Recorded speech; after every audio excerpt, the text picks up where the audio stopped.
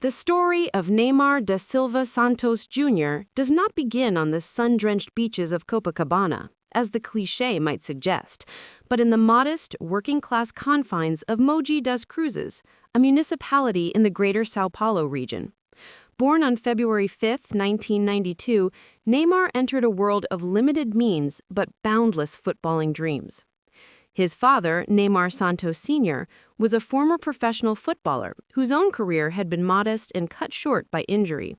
He worked various jobs to support his family, but his true vocation became clear early on, molding his son into the player he never could be. Young Neymar's cradle was football. Before he could walk steadily, he was kicking a ball. His mother, Nadine Santos, recalls him sleeping with a football, treating it as a cherished companion. The family's financial struggles were real. They lived in a small house with a concrete backyard that became Neymar's first stadium. Money was tight, but love and football were abundant. Neymar Sr., recognizing his son's preternatural talent, became his first and most demanding coach. The lessons weren't just about technique. They were about flair, creativity, and the unshakable self-belief that would later define Neymar's persona. "You have to believe you are the best, even when you have nothing," his father would tell him. This mindset was implanted early. Neymar's formal education in the game began not on the grassy fields of a traditional club, but on the hard, small courts of futsal. At age 7, he joined Portuguesa Santista's futsal team. This environment was perfect for honing the skills that would make him famous: incredible close control, rapid footwork, quick thinking in tight spaces, and an audacity to attempt the spectacular. Futsal in Brazil isn't just a game. It's a laboratory for genius. The limited space forces players to develop lightning-fast decision-making and technical precision.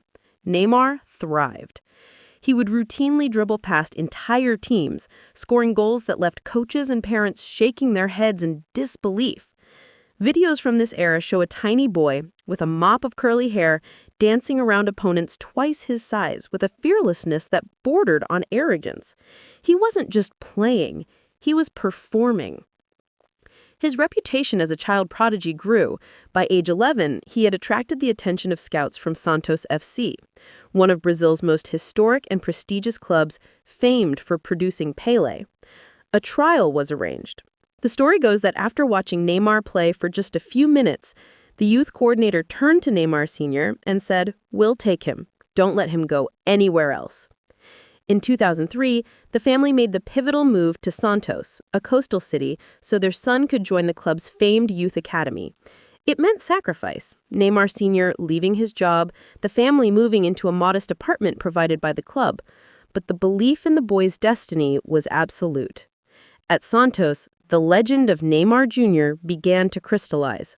He progressed rapidly through the youth ranks, his talent so obvious it was disruptive. He played with a joyful street football style that sometimes clashed with more disciplined tactical approaches. Coaches had to balance reining in his individualism with nurturing the very thing that made him special. He wasn't a system player. He was the system. His dribbling was not merely a means to an end. It was an expression of art. He perfected the elastico, the flip-flap, and a myriad of other tricks, not as showboating, but as functional weapons to beat defenders. He played with a permanent smile, a clear love for the game radiating from him. In 2009, at just 17 years old, he was promoted to the Santos first team by manager Vanderlei Luxemburgo. His debut on March 7, 2009, was a moment of great anticipation. He came on as a substitute against Weste, and while he didn't score, he displayed flashes of the dazzling skill that would soon captivate Brazil. His first goal came a few weeks later, against Mogi Mirim, a calm left-footed finish.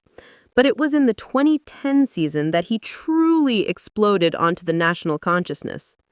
Under the management of Dorival Júnior, Santos built an exciting attacking team around their teenage sensation. Neymar, now wearing the number 11 shirt, formed a devastating partnership with another prodigy, playmaker Paulo Henrique Gonçalves, and a powerful forward, Robinho. They played a brand of fast, technical, and joyful football that harked back to Santos's glory days with Pelé. Neymar was the crown jewel. He scored goals of breathtaking quality. Solo runs from the halfway line, audacious chips, powerful strikes from distance. He led Santos to their first Campeonato Paulista, São Paulo State Championship, in years, finishing as the tournament's top scorer. The Brazilian public was enthralled. Here was a new star who embodied ginga, the unique Brazilian flair, rhythm, and creativity. His performances earned him a call-up to the Brazilian national team in August 2010 at age 18. He made his debut against the United States, coming on as a substitute and scoring a brilliant solo goal. It was a fairy tale start. The weight of expectation was immediate. Brazil, still recovering from the disappointment of the 2010 World Cup, was looking for a new talisman. Neymar, with his bleached blonde hair, earrings, and dazzling skills, was anointed as the next in line. Back at Santos, his legend grew. In 2011, he was the undisputed star of a team that won the Copa Libertadores, South America's premier club competition, for the first time since Pelé's era. Neymar was sensational throughout the campaign, scoring crucial goals and providing moments of magic. In the final against Peñarol of Uruguay, he scored a magnificent goal, picking up the ball on the left, cutting inside, and unleashing a rocket into the net. He was named the tournament's best player. At 19, he had conquered South America. The world was now watching intently. European giants came calling. Chelsea, Real Madrid, and Barcelona all presented monumental offers. But Neymar, guided by his father and a complex web of third-party ownership agreements, chose to stay. The decision was controversial. Many believed he was delaying the inevitable move to Europe, potentially harming his development. But Neymar and his camp had a plan. They wanted him to be the undisputed star, to mature physically and win more in Brazil before facing the immense pressure of Europe. He stayed at Santos for 2 more seasons, winning another Campeonato Paulista and further solidifying his god-like status in the country. These years also saw the full emergence of Neymar the brand. His distinctive hairstyles, his flamboyant goal celebrations, often choreographed with teammates, and his undeniable marketability made him a commercial powerhouse. He was not just a footballer, he was a celebrity, a trendsetter, a walking billboard. This duality, the sublime artist on the pitch and the global icon off it, became a defining feature of his career. It brought immense wealth and fame, but also scrutiny and criticism from purists who believed his focus was divided. By 2013, the time was right. He had outgrown Brazilian football. The European stage awaited. A titanic transfer battle ensued, primarily between Spain's 2 superpowers, Real Madrid and FC Barcelona. In a move that shocked many, Neymar chose Barcelona, agreeing to a deal that was as much about sporting ambition as it was about legacy. He wanted to play alongside Lionel Messi, the world's best player, and be part of a team that played the beautiful football he adored. The transfer fee, shrouded in later controversy over its true financial structure, was reported to be around 57 million euros. In June 2013, Neymar Jr. was presented at the Camp Nou before 56,000 adoring fans. The boy from Mogi das Cruzes had arrived at one of football's grandest cathedrals. His journey from the futsal rose of São Paulo to the heart of European football was complete. But his greatest challenges and triumphs were just beginning. Neymar's arrival at FC Barcelona in the summer of 2013 was met with a level of fanfare typically reserved for heads of state. Presented at the Camp Nou, he held up the number 11 shirt, his smile wide but his eyes betraying the immense pressure he now carried. He was no longer just Brazil's wonder kid. He was the 57 million euro heir apparent, tasked with helping to usher in a new era for a team transitioning from the Pep Guardiola dynasty. The question was simple but daunting. Could the flamboyant, individualistic star of Brazil adapt to Barcelona's collective, possession-based tiki-taka philosophy? The early months were a period of adjustment. Manager Gerardo Tata Martino integrated him slowly, often using him from the left wing. Neymar showed flashes of brilliance, a stunning goal against Celtic in the Champions League, clever assists, but he also looked physically slight compared to rugged La Liga defenders and was sometimes peripheral in games. Critics in Spain were quick to pounce, questioning his consistency and his ability to handle the relentless pressure. A tax evasion scandal involving his transfer, which implicated his father and Barcelona's board, also cast an early shadow, creating unwanted off-field distraction. His true integration began with a change in role and the development of a now legendary friendship. Initially playing wide, he was gradually given more freedom to drift inside. More importantly, his relationship with Lionel Messi blossomed. Contrary to predictions of clashing egos, the Argentine maestro embraced the Brazilian prodigy. Messi, the reserve genius, and Neymar, the expressive showman, formed an almost instant bond on and off the pitch. They shared a mutual language of impossible skill and an understanding of space that seemed telepathic. Messi would often seek out Neymar on the left, trusting him with the ball in dangerous areas. Neymar, in turn, deferred to Messi's seniority while learning from his lethal efficiency. The 2014-2015 season marked a seismic shift. With the appointment of Luis Enrique as manager and the arrival of Luis Suarez from Liverpool, the most devastating attacking trio in football history was born. MSN, Messi, Suarez, Neymar. Luis Enrique's system was slightly more direct and vertical than Guardiola's, giving the front three license to interchange positions with devastating fluidity. Neymar, playing primarily from the left, was liberated. No longer the sole focal point, he became part of a trident where defensive attention was split three ways.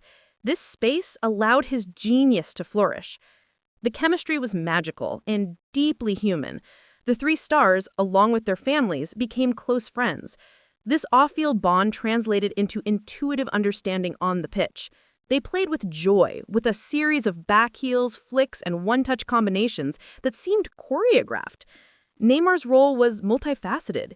He was a dribbler to break defensive lines, a provider with exquisite vision, and a cold-blooded finisher. That season, he elevated his game to world-class levels, scoring 39 goals in all competitions. His highlights were a reel of artistry. A stunning solo goal against Athletic Bilbao in the Copa del Rey final, where he dribbled past four players. A brilliant chip over Bayern Munich's Manuel Neuer in the Champions League semifinal, and countless moments of trickery that left defenders humiliated. The pinnacle came in Berlin on June 6, 2015. In the UEFA Champions League final against Juventus, with Barcelona leading 1-0, Neymar sealed the victory in stoppage time. Receiving the ball on the left, he drove into the box, played a 1-2 with substitute Pedro, and slid the ball past Gianluigi Buffon. It was the goal that cemented the treble: La Liga, Copa del Rey, and Champions League. As he celebrated, the sheer joy and relief were palpable. He had silenced his doubters and proven himself on the grandest stage. The MSN had delivered footballing perfection, scoring 122 goals between them that season. The following season, 2015-2016, Neymar arguably reached his peak as a Barcelona player. With Messi sidelined by injury for 2 months early in the campaign, the mantle of leadership fell on him. He rose to the occasion spectacularly, carrying the team with a series of dominant performances. He scored braces against Rayo Vallecano and Villarreal, delivered a masterclass in a 4-0 Clásico win over Real Madrid, and was the creative heartbeat of the team. He finished the season with 31 goals and 20 assists, a testament to his all-around offensive mastery. Barcelona won another domestic double, La Liga and Copa del Rey, and Neymar was nominated for the Ballon d'Or, finishing third behind Messi and Cristiano Ronaldo. He was now universally acknowledged as the third-best player in the world, a superstar in his own right within a constellation of stars. However, even amidst this collective success, the seeds of a future departure were being sown. Playing alongside Messi, while beneficial, also meant living perpetually in his shadow. For all his brilliance, the narrative was always about Messi first. The Ballon d'Or podium placements were symbolic. Neymar, driven by the ambition instilled by his father, craved to be the undisputed main protagonist, to win the individual awards and to build his own legacy outside of Messi's immense shadow. Furthermore, the ongoing legal troubles related to his transfer created a tense relationship with the Barcelona board. The 2016-2017 season reinforced both the magic and the mounting tension. Neymar was instrumental in Barcelona's historic 6-1 remontada against Paris Saint-Germain in the Champions League round of 16, scoring two crucial goals in the final minutes, including a stunning pressure-packed penalty to make it 5-1 and an assist for Sergi Roberto's last-gasp winner. It was a night that showcased his nerve and superstar quality. Yet, domestically, Barcelona ceded the league title to Real Madrid. The season ended with another Copa del Rey, but the cracks were showing. Rumors of Neymar's discontent and a potential world record move began to circulate with increasing intensity. The catalyst came in the summer of 2017. Paris Saint-Germain, backed by the sovereign wealth of Qatar, was determined to shatter the market and announce itself as a true European superpower. They identified Neymar as their target. The French club activated his €222 million release clause, a sum so astronomical it more than doubled the previous world record. For Neymar, the offer represented everything he desired: a project built entirely around him, financial riches beyond imagination, the chance to be the face of a club and a league, and an escape from Messi's shadow to chase the Ballon d'Or on his own terms. The decision was seismic.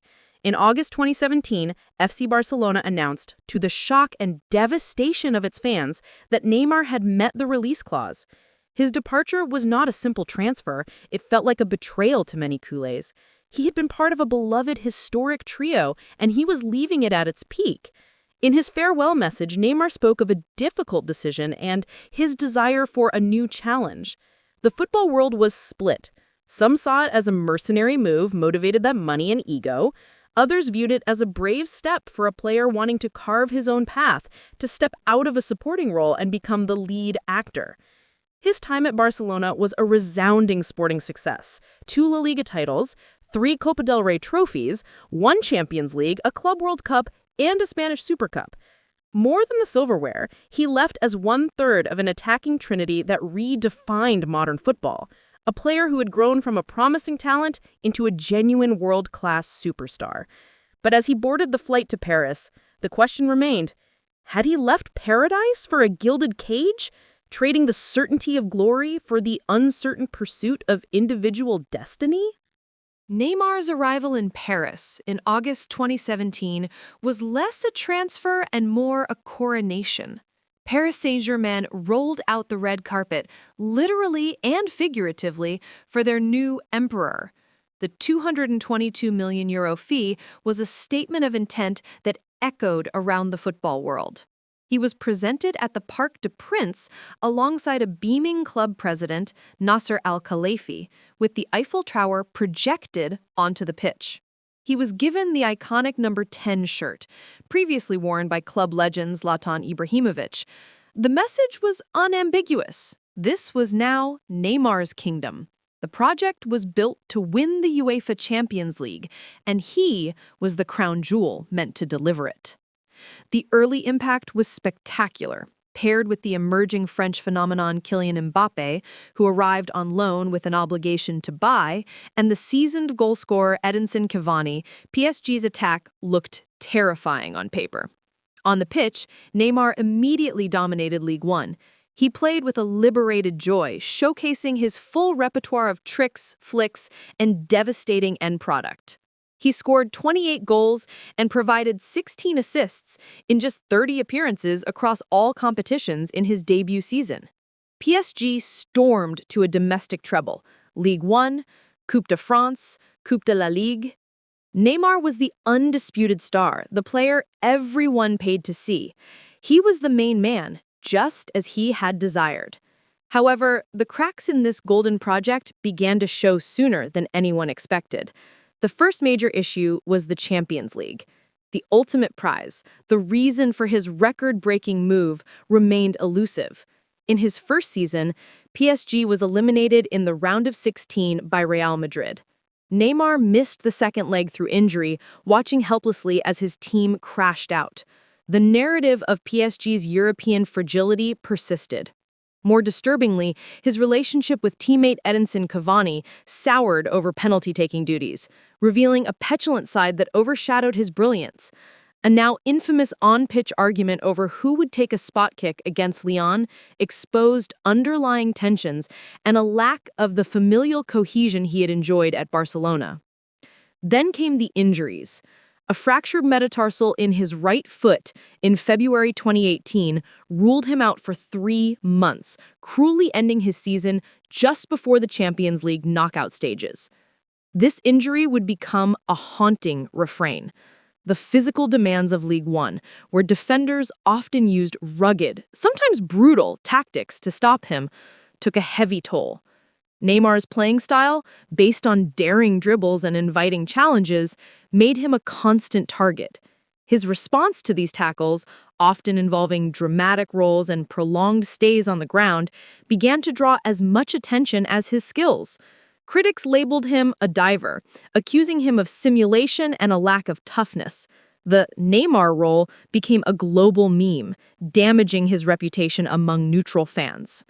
Amidst this turbulent club career, the summer of 2018 brought the pinnacle of international football, the FIFA World Cup in Russia. Brazil, led by their rejuvenated star, was among the favorites. Neymar carried the hopes of 200 million people. After missing the 2014 semi-final humiliation through injury, this was his moment for global redemption. He started the tournament strongly, scoring a superb goal against Costa Rica and influencing play. However, the tournament became defined not by his football, but by his theatrics. A particularly exaggerated reaction to a challenge against Mexico, where he writhed on the ground as if seriously injured, was broadcast worldwide and widely ridiculed. The focus shifted from his talent to his antics. Brazil's journey ended in the quarterfinals against Belgium. In a tight, tense match, Neymar tried everything, but a resilient Belgian defense held firm for a 2-1 victory. As the final whistle blew, Neymar collapsed to the turf in tears. The dream was over. The post-mortem in Brazil was brutal. While the team's failure was collective, Neymar bore the brunt of the criticism. Pundits and fans accused him of failing to deliver when it mattered most, of being more concerned with play acting than with leading his country. The crybaby label, once used by opponents to rattle him, now felt like a national verdict. The 2018 World Cup was a profound personal and professional disappointment. Returning to PSG, the pressure mounted. The 2018-19 season saw another domestic sweep, but another Champions League failure. A catastrophic, infamous exit to Manchester United in the round of 16.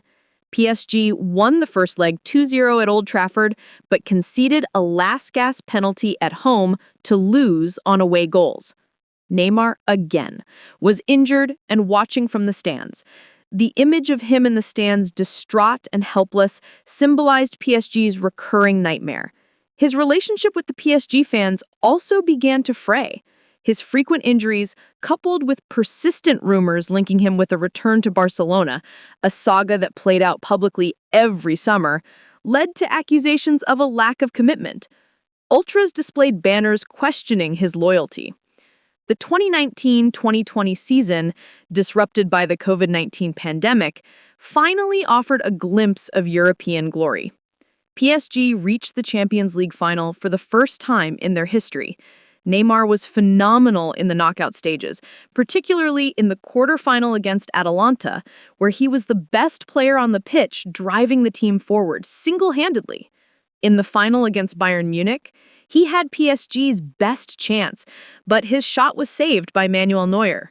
Bayern won 0-1. It was so near, yet so far. Neymar wept on the pitch at full time, the pain of coming short etched on his face. He had dragged them to the final, but the ultimate prize remained just out of reach. The subsequent seasons in Paris became a cycle of frustration. More injuries, ankle ligaments, adductor problems, kept him sidelined for crucial periods. When fit, his brilliance was undeniable. He formed a potent, if sometimes disjointed, partnership with Mbappe and Lionel Messi, who surprisingly joined PSG in 2021. The dream of reuniting the MSN in Paris never fully materialized on the pitch, as the team struggled for balance. Off the pitch, the summer saga became an annual tradition. Every transfer window featured intense speculation about his future, with Barcelona and other clubs constantly linked. This perpetual uncertainty frustrated the PSG hierarchy and fans alike. By 2023, the marriage between Neymar and PSG had run its course. The project built around him had not achieved its primary goal. While he left as the club's second highest all-time scorer, his legacy in Paris was complex, a mix of jaw-dropping talent, persistent physical frailty, unfulfilled European promise, and a turbulent relationship with the club's faithful. In August 2023, in a move that surprised the football world, PSG agreed to sell Neymar to Al Hilal in the Saudi Pro League for a fee reported to be around 90 million euros. The transfer marked the end of his European adventure at the age of 31, a premature exit for a player of his talent, but a reflection of the physical toll his style of play had taken and PSG's desire to move on. His time in Paris was the story of a gamble that yielded domestic dominance, but not the eternal glory he sought. It was a period where he became the protagonist he wanted to be, but also where his vulnerabilities, physical and mental, were exposed under an intense, unforgiving spotlight. He won numerous trophies, broke records, and earned astronomical sums, but the dream of lifting the Champions League as the man and of conquering the World Cup with Brazil slipped through his fingers. The boy from Mogi das Cruzes had become a global superstar in Paris, but the chapters of ultimate triumph he so desperately craved remained unwritten. The summer of 2023 brought a transfer that signaled a seismic shift in football's global order. In August, it was announced that Neymar Júnior would leave Paris Saint-Germain to join Al Hilal of the Saudi Pro League. The reported fee was around 90 million euros, and his salary was said to be in the realm of 150 million euros per year, figures that underscored the financial might of the Saudi project. For many in Europe, the move felt premature. Neymar was only 31, an age where modern superstars like Lionel Messi and Cristiano Ronaldo were still performing at the highest level. The decision was met with a mix of disbelief, criticism, and resignation. Had one of the most talented players of his generation given up on competing at the pinnacle of the sport? The rationale, however, was multifaceted. For Neymar, the move represented several things. Firstly, it was an escape from an increasingly toxic environment in Paris, where injuries, criticism, and unmet expectations had created a cycle of frustration. Secondly, it was a financial offer of such magnitude that it transcended sport, securing generational wealth for his family. Thirdly, it was a chance to become the undisputed face of an ambitious new project, similar to his initial move to PSG, but in a less pressurized league. Al Hilal, the most successful club in Asia, presented him with the opportunity to be a trailblazer, to bring global attention to a league in rapid ascent, and to potentially win the AFC Champions League, a trophy that would complete a unique continental set. His presentation in Riyadh was a spectacle of lights, fireworks, and fervent local fans. Wearing the iconic blue of Al Hilal, he spoke of a new challenge and his excitement to write history in Saudi football. The early signs were promising. In his first few appearances, he displayed flashes of his vintage self, dribbling past defenders with ease, providing pinpoint assists, and scoring spectacular goals. However, the familiar specter of injury struck with cruel swiftness. In October 2023, during a World Cup qualifier for Brazil against Uruguay, Neymar suffered a devastating injury, a torn anterior cruciate ligament, ACL, and meniscus in his left knee. The diagnosis was a nightmare, surgery required, and a recovery timeline of at least 9 months, ruling him out for the rest of the club season and the 2024 Copa America. The injury was a brutal metaphor for his career in the 2020s.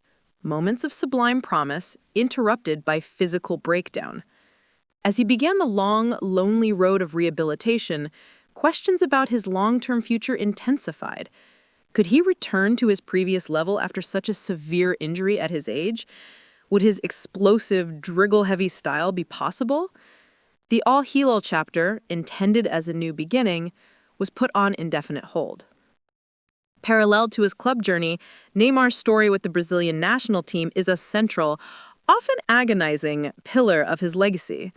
He made his debut as a teenager and quickly became the team's focal point, the designated heir to the number 10 jersey worn by legends like Pelé, Zico, and Ronaldinho.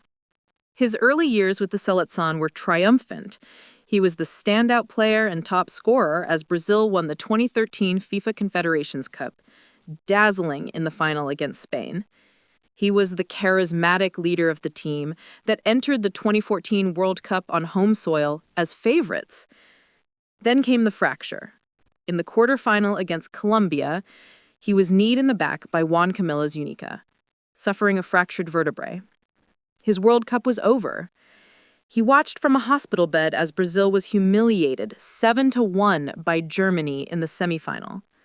The nation's trauma became intertwined with his physical pain. He was the fallen prince, the hope that was violently snatched away. He returned to lead a renewed Brazil to gold at the 2016 Rio Olympics, a moment of immense catharsis.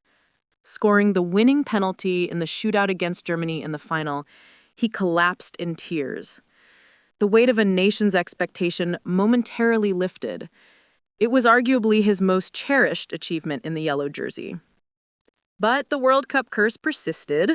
The 2018 tournament in Russia ended in the quarterfinals with criticism of his theatrics overshadowing his play. The 2022 World Cup in Qatar was supposed to be his redemption. Now 30, and with a potent supporting cast including Vinicius Júnior and Richarlison, Brazil was again among the favorites. Neymar entered the tournament in fine form. He equalized against Croatia in the quarterfinals with a stunning solo goal, taking him to 77 goals for Brazil, tying Pelé's all-time record. However, in a cruel twist of fate, Brazil was eliminated on penalties.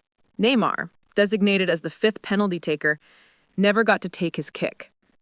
The image of him sobbing uncontrollably on the pitch, comforted by his father, was heartbreaking. Once again, the world's biggest stage had denied him. With the severe knee injury in 2023, his participation in the 2026 World Cup is now in serious doubt. He may yet recover and return, but the window is closing. His international career, for all its glittering moments and record-breaking stats, he has since surpassed Pelé as Brazil's all-time top scorer, carries the bittersweet taste of unfinished business. The dream of emulating Pelé by lifting the World Cup may remain just that, a dream. Beyond the trophies and the injuries, Neymar's impact on football culture is undeniable. He is a brand and a style icon. From his ever-changing hairstyles, the blonde mohawk, the undercut designs, to his tattoos and flamboyant fashion, he has always been more than an athlete. He is a celebrity who transcends sport, with hundreds of millions of social media followers. He has been the face of global brands like Nike, Red Bull, and Puma, and his transfer saga documentary, Neymar, The Perfect Chaos, gave an intimate, if curated, look into his world. This hyper-commercialization has drawn criticism from purists, but has also made him one of the most recognizable athletes on the planet. He is also a cultural bridge. His playing style is a direct link to Jogo Bonito, the beautiful game, of old, the samba flair, the improvisation, the joy. In an era of increasing tactical systematization, Neymar has been a stubborn, brilliant reminder of football's roots in street play and individual expression. He brought the futsal court to the world's biggest stadiums. For a generation of young players in Brazil and beyond, he is the archetype of the modern crack, supremely skilled, market-savvy, and unapologetically expressive. As he recuperates in 2024, his legacy is a complex tapestry woven with threads of unparalleled talent, commercial megastardom, persistent physical fragility, and a nagging sense of what if. He has won almost everything except the two trophies he coveted most, the UEFA Champions League as the main man and the FIFA World Cup. He has been both adored and vilified, celebrated for his art and criticized for his antics. From the futsal courts of São Paulo to the Camp Nou, the Parc des Princes, and now Riyadh, Neymar's journey is a uniquely modern football saga, a story of breathtaking talent navigating the immense pressures of money, fame, and expectation in the 21st century. To view Neymar solely through the lens of goals, assists, and trophies is to miss half of his story. From his teenage years at Santos, he was meticulously crafted, not just as a footballer, but as a global commercial entity. Neymar Jr., the brand. This duality, the fusion of sublime athlete and marketable icon, has defined his career as much as any hat trick or piece of silverware, making him one of the most polarizing and fascinating figures in modern sports. The engine behind the icon, Neymar Santos Sr. and the Inner Circle. The architect of this empire is Neymar's father, Neymar Santos Sr. A former footballer of modest means, he recognized his son's otherworldly talent early and dedicated his life to nurturing it, both on and off the pitch. He is more than a father. He is the CEO of Neymar Enterprises. He negotiated the groundbreaking deals with Santos that included image rights and a percentage of future transfer fees, a complex structure that later caused legal issues with Barcelona. He orchestrated the move to Europe, the PSG mega deal, and the Saudi transition. This tight-knit, family-run operation, which includes Neymar's mother, Nadine, and sister Rafaela, has ensured that the player's financial interests are fiercely protected. While this has brought immense wealth, it has also led to criticism. Detractors argue that the constant focus on branding, commercial appearances, and contract maneuvering has sometimes distracted from his footballing development and contributed to a perception of him as a mercenary. The commercial juggernaut.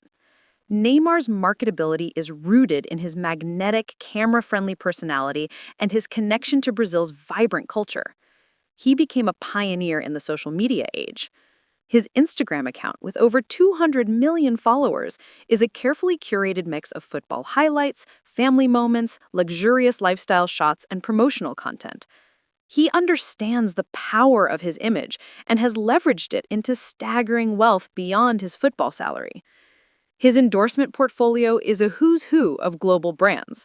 His long-term partnership with Nike was iconic, featuring memorable commercials that highlighted his street football roots and flair.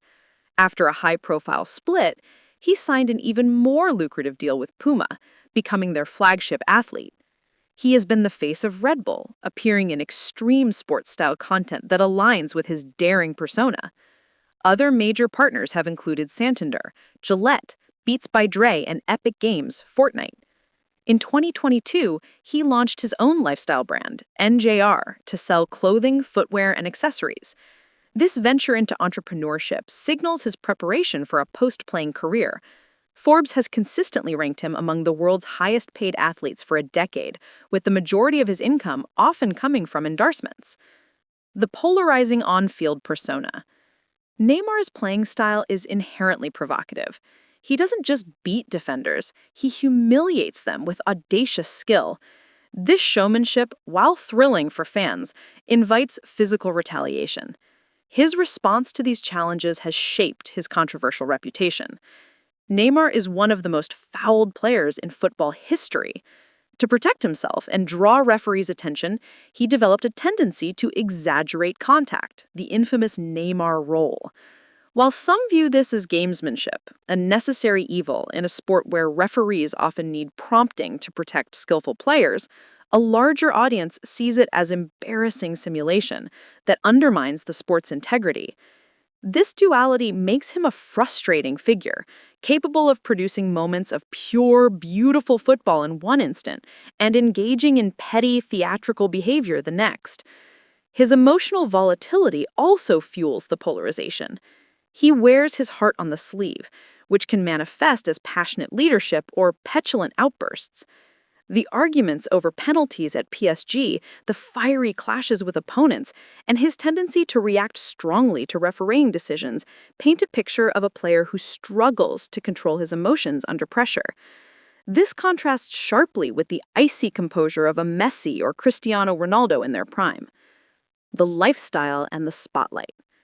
Neymar's life off the pitch is a permanent feature in the global celebrity press. His birthday parties in Brazil are legendary, week-long extravaganzas with A-list guests, private concerts, and opulent displays. He maintains close friendships with other Brazilian celebrities, musicians, and influencers. This jet-set lifestyle, complete with luxury cars, yachts, and designer fashion, feeds into a narrative for some critics that football is just one part of the Neymar show, and not always the priority. The timing of his birthday celebrations, which have sometimes coincided with important stages of the season, or his injury rehabilitation, has drawn particular scrutiny in Europe. Philanthropy and the other side. Amidst the glitz and controversy, there is a less publicized side to Neymar. Through the Instituto Neymar Júnior, founded in 2014 in the impoverished neighborhood of Praia Grande, where he spent part of his youth, he and his family have invested in social projects.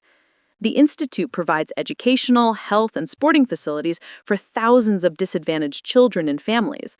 It's a genuine attempt to give back, rooted in his own experiences of growing up with limited means. He is also a UNICEF Goodwill Ambassador. These efforts are often overshadowed by the louder narratives of his career, but they reveal a sense of social responsibility and a connection to his roots. The legacy of what if. As Neymar recovers from his ACL injury in Saudi Arabia, the overarching question surrounding his legacy is one of unfulfilled potential. There is a near universal consensus that in terms of pure, natural talent, the blend of dribbling, passing, vision, and flair, he is among the best to ever play the game. Former players and pundits often speak of him in the same breath as Messi and Maradona regarding raw ability. Yet his career trophy cabinet and Ballon d'Or finishes, his best being third place 3 times, do not reflect that talent. The what-if factors are numerous. What if he had stayed at Barcelona longer, maturing within that system? What if he had avoided the major injuries at critical moments? What if he had managed his emotions and on-field behavior differently to win over more neutrals? What if the PSG project had been built with more sporting coherence, rather than as a collection of stars? In many ways, Neymar's career trajectory reflects the changes in modern football itself. The astronomical finances, the power of branding, the intense media scrutiny, and the physical demands that shorten peaks. He is both a product and a symbol of this era. He achieved everything a boy from Mogi das Cruzes could dream of: fame, fortune, and moments of immortal sporting glory. But the very top of the mountain, the undisputed status as the world's best and the team trophies to unequivocally prove it, remained just out of reach. His story is not one of failure, but a spectacular, dazzling, and complicated journey that fell just short of the mythical status his talent promised. As Neymar embarks on the long, arduous road to recovery from his ACL injury in the desert heat of Riyadh, the football world is left to ponder the legacy of a player who, for over a decade, has been a constant source of awe, debate, and spectacle. His journey from the futsal courts of Sao Paulo to becoming one of the most recognizable faces on the planet is a 21st-century odyssey, a tale that intertwines breathtaking football, astronomical commerce, and human vulnerability in equal measure. To assess his final place in the pantheon, one must look beyond the simple binary of trophies won and instead consider the indelible marks he has left on the sport's culture, style, and global landscape. The unquestionable artistry. First and foremost, Neymar will be remembered as an artist. In an era where pressing systems, data analytics, and tactical rigidity have sought to mechanize football, Neymar remained a stubborn, brilliant bastion of jogo bonito. His game was a celebration of improvisation, The elastico, the rainbow flick, the no-look passes, the sudden stops and explosive accelerations, these were not mere tricks, but functional tools in a unique creative arsenal. He played with a joy that was infectious, a smile often playing on his lips as he embarked on another daring run. He made the ludicrous look routine. For a generation of young players from the favelas of Rio to the parks of Paris and beyond, Neymar was the proof that flair and fantasy still had a supreme value. He was the direct heir to Ronaldinho, a player for whom the entertainment was as important as the end product. And in doing so, he carried the soul of Brazilian street football onto the world's most prestigious stages. The unquestionable artistry. First and foremost, Neymar will be remembered as an artist. In an era where pressing systems, data analytics, and tactical rigidity have sought to mechanize football, Neymar remained a stubborn, brilliant bastion of jogo bonito. His game was a celebration of improvisation. The elastico, the rainbow flick, the no-look passes, the sudden stops and explosive accelerations, these were not mere tricks, but functional tools in a unique creative arsenal. He played with a joy that was infectious, a smile often playing on his lips as he embarked on another daring run. He made the ludicrous look routine.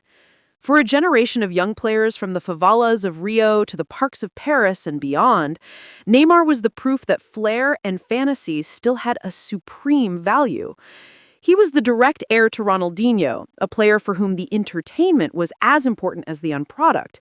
And in doing so, he carried the soul of Brazilian street football onto the world's most prestigious stages. The pioneering businessman player. Neymar's career coincided and accelerated football's transformation into a global entertainment business. He was not just a participant in the system, he was one of the first true master navigators. The structuring of his early contracts, the cultivation of his personal brand NJR, the seismic impact of his Euro 222 million transfer, all of these redefined the economic potential of a footballer. He demonstrated that a player could be a one-man multinational corporation. This has had a lasting impact, empowering players and their agents to demand greater control over their image rights and career trajectories. While this has drawn criticism for prioritizing brand over team, it has irrevocably shifted the balance of power in the sport. Future superstars will walk the path Neymar paved, for better or worse. The unfulfilled destiny and the weight of expectation.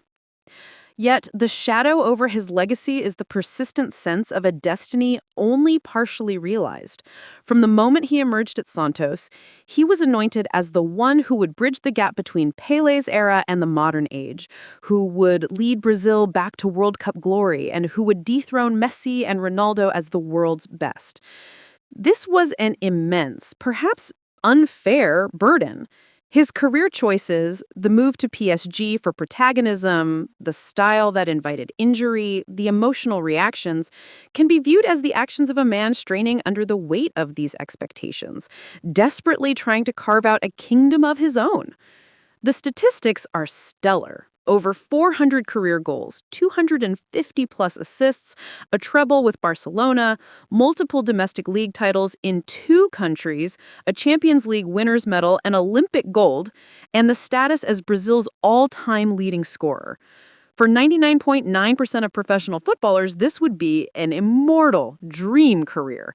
For Neymar, measured against the stratospheric heights his talent promised, it feels like something is missing. The Ballon d'Or eluded him. The World Cup dream faded in quarterfinals. The PSG Champions League project ended not with a bang, but with a move to Saudi Arabia. The complicated human behind the icon. Perhaps what makes Neymar's story so compelling is its humanity. He's not a robotic trophy machine. He's emotional, petulant, joyous, fragile, and brilliant, often within the same 90 minutes. His tears after World Cup exits were real and raw. His frustration with injuries and criticism was palpable. His love for his family and friends is evident. In an age of polished, media-trained athletes, Neymar's transparency was refreshing, even when it was messy. He allowed the public to see his triumphs and his tribulations, making him a relatable figure despite his otherworldly talent and wealth. The documentary Neymar, The Perfect Chaos captured this dichotomy perfectly. The chaos of pressure, fame, and expectations swirling around a man whose purest happiness still seemed to be found with a ball at his feet. The Saudi chapter and the road ahead. His move to Al Hilal represents both an ending and a new beginning. It is the end of his time competing at the very peak of European football, a concession that his body may no longer withstand that grind. But it is also the beginning of a new role, that of a global ambassador, a trailblazer in a league seeking legitimacy, and a veteran star who can focus on enjoyment and leadership in a less pressurized environment. If he returns successfully from his injury, he could dominate Asian football and add an AFC Champions League title to his collection, achieving a unique feat.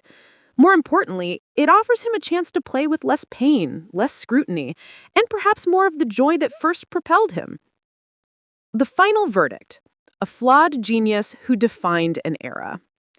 In the final analysis, Lionel Messi and Cristiano Ronaldo will be remembered as the untouchable gods of their era, the statistical and trophy colossi. Neymar will be remembered as the Icarus who flew dazzlingly close to the sun, the most talented of the mortals, the one who made us believe, however briefly, that he could join them in the pantheon. His legacy is not of one undisputed domination, but of dazzling brilliance, cultural impact, and commercial revolution. He is the player who made YouTube highlight reels in art form. He is the athlete who proved a footballer could be a one-man global business unto himself. He is the Brazilian who carried the flag of Ginga into the 21st century, sometimes stumbling under its weight. He is a paradox, a player who achieved everything and yet not quite enough. A global icon who remained, at heart, a boy from Mogi das Cruzes who just loved to play. When the final whistle blows on his career, the record books will show a phenomenal footballer. But those who watched him will remember something more: the electric anticipation when he received the ball, the gasp of a stadium as he embarked on a run, the sheer unadulterated spectacle of Neymar Jr. in full flight. In a sport increasingly defined by systems, he was a glorious reminder of the power of an individual to create magic. And for that, his legacy as a flawed, fascinating, and forever brilliant genius of the game is eternally secure.